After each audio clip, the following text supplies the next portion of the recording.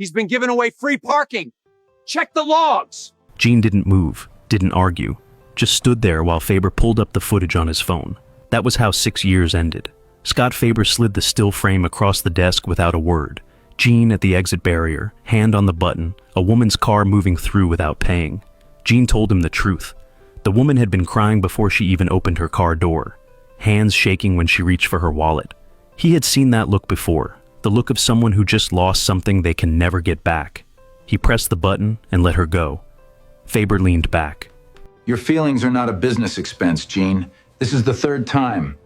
We're done here. At 58, Gene knew exactly what that meant. No income, no health insurance, and a cardiologist who had already told him he needed quarterly checkups. He started pushing those appointments back, week by week, because he couldn't afford to pay out of pocket. He didn't tell his kids. He didn't want them to worry. Months later, he went back to Mercyvale to visit an old friend. He walked through the same parking structure where he had worked for 6 years and paid the new attendant at the gate without a word.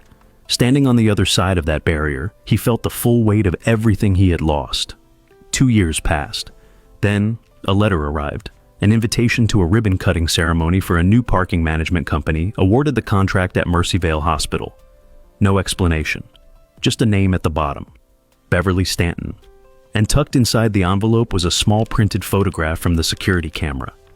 The same frame Faber had used to fire him. Gene almost didn't go.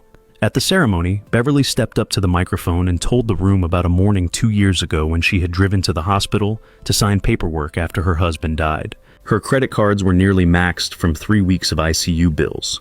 She could barely hold herself together at the payment machine. Then a man in a gray uniform pressed a button and told her quietly that today was taken care of. She had spent 8 months tracking him down. Beverly walked off the stage, crossed the room, and placed a set of keys in Gene's hand. Not a booth key. An office key.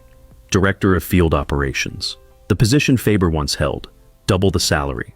Scott Faber had been let go 2 weeks earlier when his company lost the Mercyvale contract. Gene started Monday. Type keys if Gene deserved every bit of this.